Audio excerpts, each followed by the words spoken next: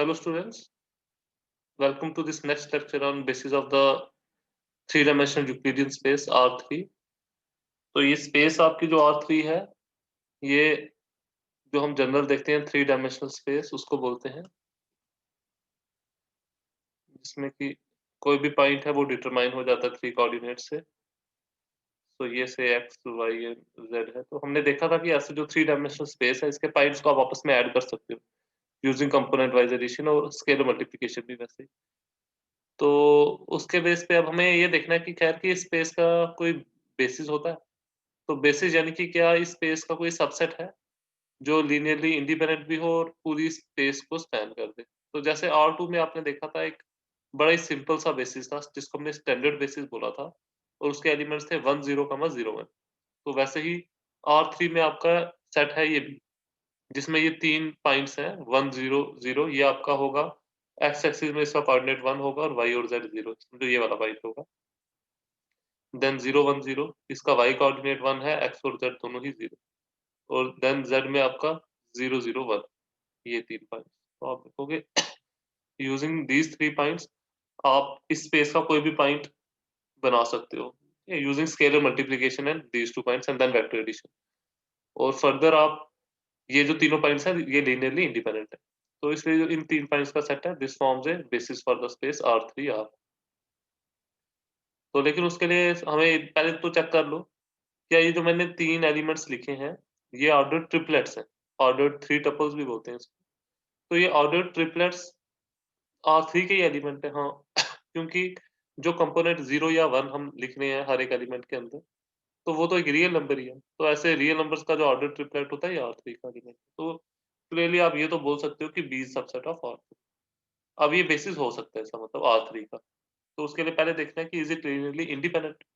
तो independent check करने का तो वही तरीका है कि तीन स्केलर ले लो। इस केस में फील्ड R है रियल नंबर का सेट। तो we choose three scalar such that this combination, this linear combination is equal to the zero vector of this space, जो कि 0 0 0 है। यहां से हमें बताना है कि ऐसा कॉम्बिनेशन लाने के लिए we need to choose each of the scalar as 0।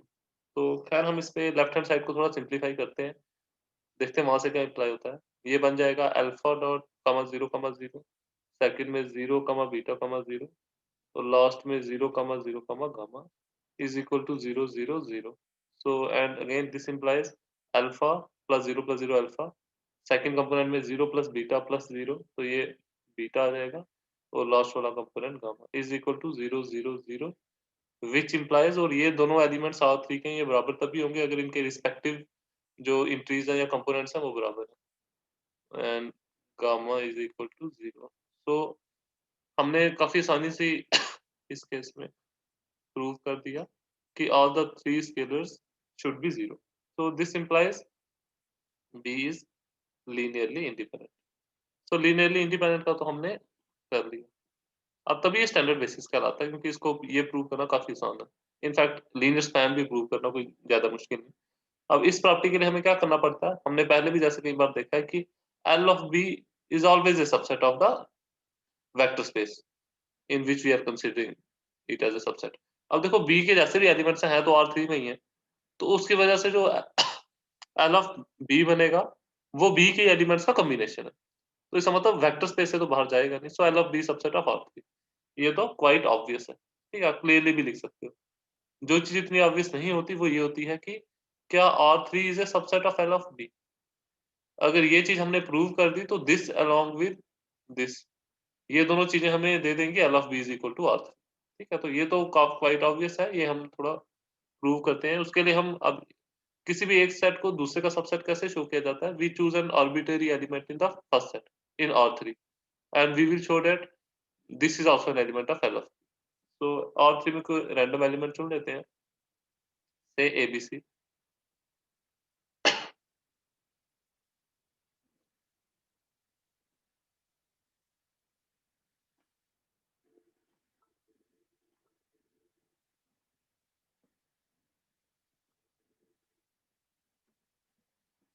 तो हमने ABC इसमें तो एलिमेंट चुन लिया।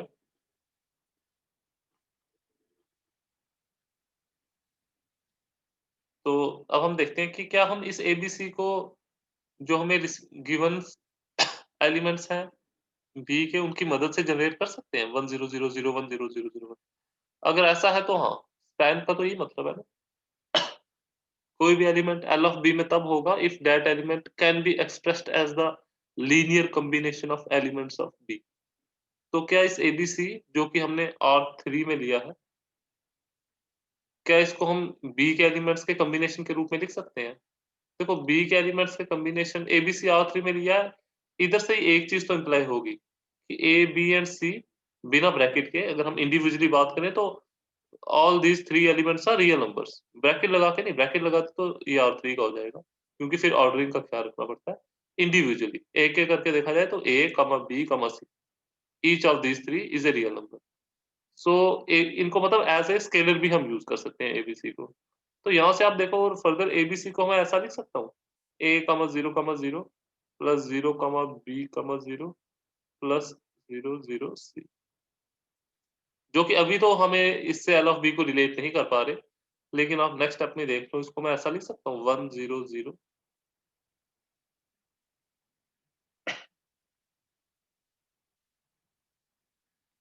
तो मैंने इस तरह लिख दिया इस कॉम्बिनेशन। और ये किसका एलिमेंट है? 100 B में है, 010 is also in B, 001 is also in B, and A, B, C are some scalars और रियल नंबर है तो स्केलर ही है। तो इसका मतलब ये जो राइट हैंड का एक्सप्रेशन है, it is clearly a linear combination of elements of B। तो linear combination of elements of B is an element of linear span of B। तो इसका मतलब कोई भी ABC में R3 में लूं, that is automatically in L of B। so so ये क्या imply करता है? So this implies that R3 is a subset of L of B। तो L of B तो ऑलरेडी R3 का सबसेट है ही, तो इधर से हमें क्या इम्प्लाई हो गया? दैट इम्प्लाइज R3 बराबर हो जाएगा L of B। ठीक है, इसको आप 2 नाम दे दो। ये जो हमने क्लियरली लिया था इसको फर्स्ट, तो ये फ्रॉम फर्स्ट एंड सेकंड हम बोल रहे हैं कि R3 is equal to L of B। ठीक है, तो इसका मतलब सेकंड कंडीशन भी जो होती है बेसिस होने की वो प्रूव होगी, तो फर्स्ट भी होगी सेकंड भी, तो therefore B is a basis of R3। R3 का बेसिस है ये भी। और इनफैक्ट इसको हम स्पेशल नाम भी देते हैं, इसको हम स्टैंडर्ड बेसिस बोलते हैं। जैसे आपने R2 में 1 0 और 0 1 को बोला, स्टैंडर्ड बेसिस ऑफ R3। ये जो भी हमने एग्जांपल की, ये एग्जांपल है स्टैंडर्ड बेसिस ऑफ R3 के। ठीक है, तो ये आपके सिलेबस में अलग से मेंशन्ड है स्टैंडर्ड बेसिस, तो ये कर लेना। और इनफैक्ट ये आप ऐसे भी देख सकते हो, जो ये 3 एलिमेंट्स है ना, ये आप पहले भी बनाते रहे हो। जो आप स्पेस में वेक्टर्स बनाते थे ना using I cap, J cap, के कैप, तो वो और कुछ नहीं बल्कि यही था। ये जो 1 0 0 था, that was the vector I cap. जो 0 1 0 था वही जे कैप था, वो वाई वाली डायरेक्शन में आपको जैसा चाहिए वैसी पोजीशनिंग देता था। और के कैप की मदद से आप जेड वाली डायरेक्शन में जितनी जहां भी पोजीशन चाहते थे मिलती थी, तो वो ये एलिमेंट था 0 0 1। तो आई कैप तो किसी भी वेक्टर को आप लिख देते थे ना इन terms of 3 I cap plus 5 J cap plus 10 के कैप, तो वो यही था कि हम इन तीनों की मदद से कोई भी यहाँ पे वेक्टर है वो लोकेट कर सकते हैं। ठीक है, तो ये स्टैंडर्ड बेसिस है, लेकिन यही एकमात्र बेसिस नहीं है R3 का, और भी बहुत है। जैसे एक और एग्जांपल ये बनती है आपके पास, ये भी कोई इतनी ज्यादा मुश्किल नहीं है। जैसे ये है let B2 is equal to this. तो क्या हम ये सवाल है कि is B2 A basis of R3? तो हाँ, देखते हैं। पहले तो ये देखा जाए कि is B2 A subset of R3? हाँ, B2 में ही ऑर्डर ट्रिपलेट्स ही हैं। ऑर्डर ट्रिपलेट्स हैं और फर्दर ये ट्रिपलेट्स की जो एंट्रीज हैं ये रियल नंबर्स ही हैं, 0 या 1, ये दोनों रियल नंबर है। सो क्लियरली B2 आप बोल सकते हो R2 3 का सबसेट है। B2 is subset of R। उसके बाद बेसिस चेक करना है तो दो ही चीजें टेस्ट करनी है कि क्या B2 इज लीनियरली इंडिपेंडेंट, तो वो चेक कर लेते हैं। पहली बार की तरह ही कि हम करेंगे लेट 3 स्केलर ले लेंगे alpha, beta and gamma be in R। हम लेते हैं F है, लेकिन इस केस में फील्ड R ही है, सच दैट अल्फा इंटू, तो फर्स्ट कंपोनेंट है 1 0 0, alpha into 1 0 0 plus beta into 1 1 0 plus gamma into 1 1 1। तो दिस इज इक्वल टू, हम क्या लेते हैं जो हमारे पास स्पेस है, यानी कि स्पेस में R थी उसके जीरो वेक्टर के बराबर, और वो क्या है 0 0 0। ओके, और इसको हम थोड़ा सा सॉल्व करेंगे तो देखो आपके पास यहाँ से अल्फा आ जाएगा, वहां से बीटा और यहाँ से गामा। सेकंड कंपोनेंट में यहाँ से तो जीरो आएगा पहले वाली टर्म से, सेकंड वाली टर्म से बीटा आएगा और गामा भी, और थर्ड कंपोनेंट में फर्स्ट एक्सप्रेशन से भी जीरो, सेकंड से भी जीरो, बस एक लास्ट से is equal to zero zero zero. और ये इक्वेशन इंप्लाई करती है जब ये R3 का एलिमेंट और ये R3 का एलिमेंट बराबर है, इसका मतलब respective components are also equal, और gamma is equal to zero. तो अगर हम लास्ट इक्वेशन को देखें, वहां से गामा जीरो मिलता है, उसको इसमें पुट करें तो वहां से बीटा भी जीरो मिलता है, और बीटा और गामा को जीरो पुट करें इन द फर्स्ट इक्वेशन तो वहां से अल्फा भी जीरो मिलता है। तो we get alpha is zero, beta is zero and gamma is zero. तो अल्फा बीटा गामा तीनों जीरो आ गए हैं if we put a linear combination in this form. अगर हम ये कॉम्बिनेशन जीरो जीरो जीरो के बराबर पुट करें तो ये क्या इंप्लाई करता है, दिस इंप्लाइज ये जो B2 सेट है ये लीनियरली इंडिपेंडेंट, तीनों स्केलर जीरो मिल गए, तो वो वही कंडीशन होती है इसके लीनियर इंडिपेंडेंट होने की। और उसके बाद जैसे पहले हम देखते थे एक और कंडीशन टेस्ट करेंगे, L ऑफ B2 क्या ये R3 के बराबर है। तो पिछली बार की तरह ही एज यूजुअल हम ये तो लिख ही सकते हैं, L of B2 is always a subset of R3। इसका रीजन ये होता है because R3 is A vector space and B2 is subset of R3। तो किसी भी वेक्टर स्पेस का जो सबसेट होता है ना, उसका लीनियर स्पैन आप अगर आप निकालोगे तो वो उसके कॉम्बिनेशन के से ही बन रहा होगा। तो कॉम्बिनेशन से आप वेक्टर स्पेस से बाहर नहीं जा सकते जब तक आप लीनियर कॉम्बिनेशन लेंगे। यही तो इनफैक्ट वेक्टर सब स्पेस भी हो तो भी वो रहता है, लेकिन हमें वो यहाँ पढ़ने की जरूरत नहीं। तो एज यूजुअल ये तो होगा ही होगा। हमें इक्वालिटी शो करनी है तो हमें उल्टा इंक्लूजन भी शो करना पड़ेगा हमें, मतलब we also need to show that R3 is a subset of L of B2। ये हमें शो करना पड़ेगा, जो कि हर बार हम यही मतलब इसी में ज्यादा टाइम लगता है।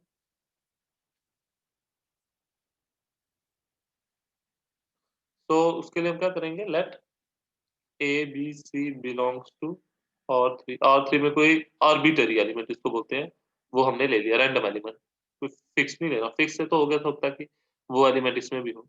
तो जब भी हम इस सेट को दूसरे सेट का एलिमेंट सबसेट शो करना है तो फर्स्ट एलिमेंट में फर्स्ट सेट में आर्बिटरी एलिमेंट लेना, ठीक है।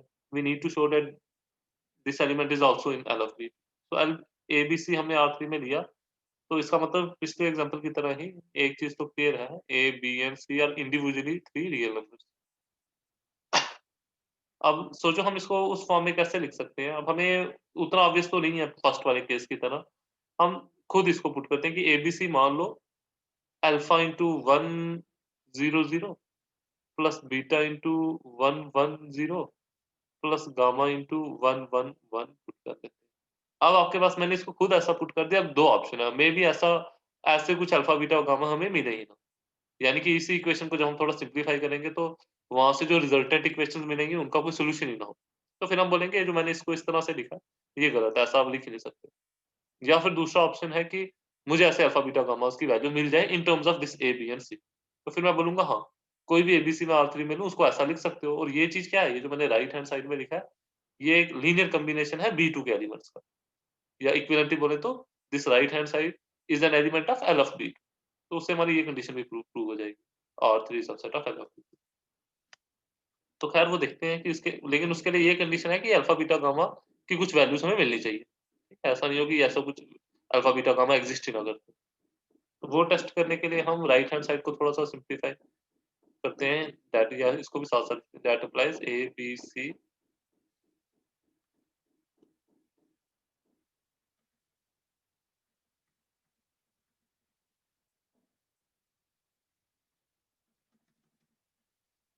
That A B C belong to R3।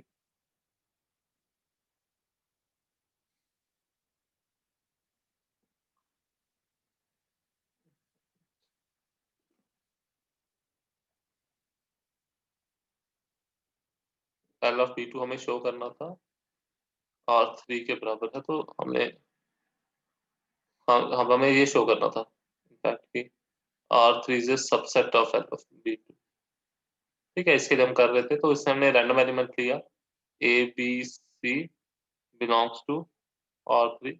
तो इस ए बी सी को हमने कैसा लिख दिया,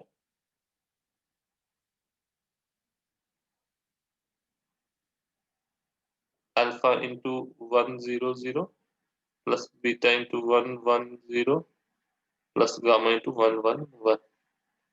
सो इसका ये मतलब हुआ कि A B C is equal to, यहाँ से अल्फा आ जाएगा plus beta plus gamma, second वाले कंपोनेंट में सिर्फ बीटा प्लस गामा आएंगे और लास्ट वाले में सिर्फ गामा। तो इधर से हमें 3 इक्वेशंस मिल जाएंगी। तो हमें वही देखना है कि इन इक्वेशंस का कोई सोल्यूशन है भी है या नहीं। पहली मिलेगी alpha plus beta plus gamma is A, second मिलेगी beta plus gamma is B, last में मिलेगी gamma is equal to C. तो एक तो बात पता चल गई कि जो भी सी होगा गामा बोलेगा, तो इसका मतलब गामा हमें मिल चुका। इसको हम इस वाली इक्वेशन में डालेंगे तो we get beta is equal to B minus gamma, लेकिन गामा की ये वाली वैल्यू डालो ना।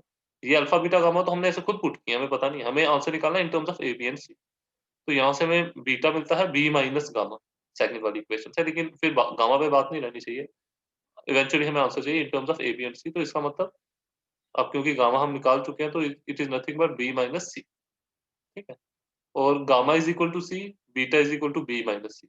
इसको अगर हम फर्स्ट इक्वेशन में डालेंगे तो हमें मिल जाएगा alpha plus B minus C plus gamma is equal to C, बस B minus C, okay and C, ठीक है, इज इक्वल टू ए आ जाएगा।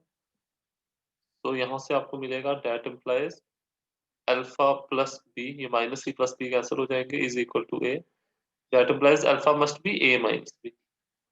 सो इसका मतलब कोई भी, इधर से हमें अल्फा भी मिल गया, यानी तीनों अल्फा बीटा गामा मिल गए in terms of A and B, यानी कि any A B C can be written as alpha, यानी कि A minus B into 1 0 0 plus beta, beta जो कि हमने क्या लिया है इस बार, हमारा क्या आंसर आया है B minus C, plus B minus सी इंटू 1 1 0 प्लस गामा, और गामा हमारा आया था सी, सी इंटू 1 1 1। तो कोई भी हम एबीसी ले तो उसको हम दिस एलिमेंट और दिस एलिमेंट इनके कॉम्बिनेशन के रूप में लिख सकते हैं। तो और ये एबीसी आर्बिटरी एलिमेंट था किसका, R3। R3 का कोई भी एलिमेंट इन तीन वेक्टर्स के लीनियर कॉम्बिनेशन के रूप में लिखा जा सकता है। और इनफैक्ट ये जो RHS है ये क्या है, simply this is a linear combination of elements of B2, यानी कि it is an element of L of B2। जो लीनियर कॉम्बिनेशन होता है ना B2 के एलिमेंट्स का, वो लीनियर स्पैन ऑफ B2 का एक एलिमेंट होता है। ठीक है, लीनियर स्पैन ऑफ B2 में ऐसे ही अलग अलग कॉम्बिनेशन होते हैं, तो ये भी उन्हीं में से कोई है, because A B C real number थे, so a minus b, b minus c and this c, these three are also real numbers। और क्योंकि हमारा जो फील्ड था, ये स्पेस हम कंसीडर कर रहे हैं ना R3 ओवर R, तो इसी R में होने चाहिए ये जो कोफिशिएंट, तो वो हो गया। so any element in R3 is eventually an element in L of B2, so this implies R3 is a subset of L of B2, और जो कि कंसिक्वेंटली इंप्लाई कर रहा है, हमने देखा था कि ये इसका सबसेट है, सो L of B2 हमारा equal to R3। so therefore या इससे हम ये बोल सकते हैं B2 is a basis of R3। और ऐसे ही R3 स्पेस में और भी आप चेक कर लेना, जैसे कुछ मैंने इंडिपेंडेंट वेक्टर्स की एग्जांपल्स पहले पूछी थी, तो वही बेसिस भी बन सकते हैं अगर इंडिपेंडेंट है R3 में, तीन वेक्टर्स आप चेक करना है। उसके बाद एक दो स्पेसिस और भी कर लेते हैं, क्लियरली तो उन्होंने मेंशन नहीं की, लेकिन एग्जांपल ऑफ डिफरेंट बेसिस है। तो जैसे एक वेक्टर स्पेस के पहले भी आपको एग्जांपल देता रहूं मैट्रिसेस में, जो वेक्टर स्पेस, जैसे ये ले लो, late M be the vector space of all 3 by 2 बोल दो, 3 by 2 या 2 by 2 भी आपके ये कुछ एग्जांपल है, 3 by 2 matrices with real entries over the field of real numbers, ये रखते हैं field of real numbers, field भी रियल नंबर्स का लेना है, और जो स्पेस लेनी है वो 3x2 मैट्रिसेस की लेनी है, अलग अलग 3x2 मैट्रिसेस आएंगे, तो बहुत सारे एलिमेंट होंगे एम। ठीक है, लेकिन ओवर द फील्ड आर लेना। एम कौन सा सेट है, एम में इस तरह के एलिमेंट्स हैं, बहुत सारे होंगे, जैसे एक दो मैं आपको बना के दे दूँ, तीन रो लेनी है तो, और कॉलम दो लेनी है, जैसे 1 3 2 5 6 8। ये क्या है, ये एक थ्री, तीन रोज और दो कॉलम वाला मैट्रिक्स है। So it is a 3x2 matrix, और इसकी इंट्रीज भी रियल नंबर्स ही हैं, इंटीजर्स है तो इंटीजर्स भी रियल रियल इंटीजर्स है। तो ऐसे और भी बहुत सारे मैट्रिसेस होंगे, आपकी अपनी मर्जी है, √7 5 3/4, 12, -21, 3, ठीक है? ऐसे और भी बहुत सारे जितने भी बन सकते हैं, बस ये ध्यान रखना है कि और शॉर्ट फॉर्म में बोलूँ तो वो इस फॉर्म का मैट्रिक्स होना चाहिए। एम में ऐसे होंगे, एक सेट होगा जो कि एआईजे मैट्रिक्स लिखने की ये फॉर्म होती है। तो 3 क्रॉस 2 सच दैट कंडीशन क्या है? एआईजे बिलॉन्ग्स टू और 1 less than or equal to I less than or equal to 3 और 1 less than or equal to J less than or equal to ये स्पेस, ठीक है? सच दैट मैंने लिख दिया तो ये रूल बना दिया। एम मैट्रिक्स है, एम में कैसे है एलिमेंट्स? एम एक सेट है, कर्ली ब्रैकेट रिप्रेजेंट करेंगे सेट को। लेकिन किस चीज़ का सेट? ऐसे मैट्रिसेस का, जिनमें 3 रोज़ हैं और 2 कॉलम्स हैं और जिनकी एंट्रीज़ रियल नंबर है। ये तो आ गया सेट एम और फील्ड कौन-सा कंसीडर करना है? आर, रियल नंबर का फील्ड लेना है। यानी इसको अगर हमने किसी स्केलर से मल्टीप्लाई करना है तो वो स्केलर भी रियल नंबर ही होना चाहिए, चाहे आयोटा वगैरह नहीं चलेगा। सो ये जो स्पेस है, ये हमने चेक तो की है हमने 2 क्रॉस 3 के लिए किया होगा या 2 क्रॉस 2 तो ये भी वेक्टर स्पेस बनाते हैं, सेम ऑर्डर वाले जो मैट्रिक्स होते हैं। एम के जितने भी एलिमेंट्स हैं उनको खुद से ऐड कर सकते हो, स्केलर से मल्टीप्लाई कर सकते हो, ये तो अब हमें देखना है कि इसका बेसिस कैसा होगा। तो इसका भी जैसे एक किस्म का स्टैंडर्ड बेसिस ही बोल दो, तो वो एक ये तो हो गई। अगर मैं इसको लिख दूँ लेट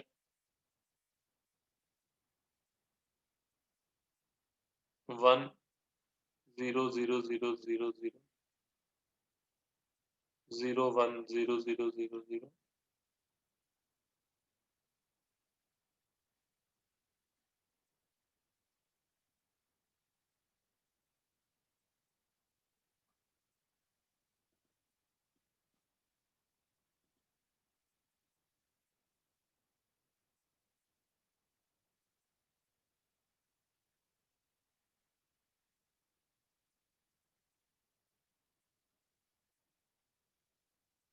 तो ये 6 मैट्रिसेस का सेट है। तो हर एक जो एलिमेंट है इसका वो एम में है ही, क्योंकि इनमें जो एंट्रीज़ है वो रियल नंबर्स हैं और ऑर्डर भी इनका वही है जैसा हमें एम में चाहिए 3 क्रॉस 2 3 रो 2 कॉलम। तो आप ये बोल सकते हो this is a subset of M इसमें तो कोई डाउट नहीं। और फर्दर आप चेक करना ये आपके लिए एक्सरसाइज़ है। B is a linearly independent set. ये लीनियरली इंडिपेंडेंट सेट है और फर्दर ये आप चेक कर लेना। 6 स्केलर लेना A, B, C, D, E, F और फर्दर सेकंड प्रॉपर्टी ये भी टेस्ट करना है कि this linear span of B is equal to whole of M. तो ये इसका सबसेट तो होगा ही होगा। क्या एम इसका सबसेट है? तो इसका मतलब एम में कोई रैंडम एलिमेंट लेना, एक रैंडम एलिमेंट ले लेना एम में, वो किस फॉर्म में होगा? A11, A12, A21 तो शो करना कि उसको हम इन 6 के कॉम्बिनेशन के रूप में लिख सकते हैं। ठीक है? तो अगर वो भी साबित हो गया तो दिस इज़ अ बेसिस। तो ऐसे आप किसी भी ऑर्डर के मैट्रिसेस के लिए कर सकते हो। तो ये आपके लिए एक्सरसाइज़ है, इसको थोड़ा देख लेना। तो इसके साथ ही आपका फर्स्ट यूनिट है जो उसके टॉपिक सारे कवर हो चुके हैं। तो अगर आपके इसमें कोई डाउट होगी तो आप इसी फर्स्ट यूनिट से रिलेटेड मैं आपकी लाइव क्लास लूँगा कल ज़ूम पे, ठीक है? तो उसका चलो लिंक कर देंगे शेयर, तो आपका लाइव क्लास में इससे रिलेटेड जो भी डाउट होगी फर्स्ट यूनिट से वो पूछ लेना। तो थैंक यू।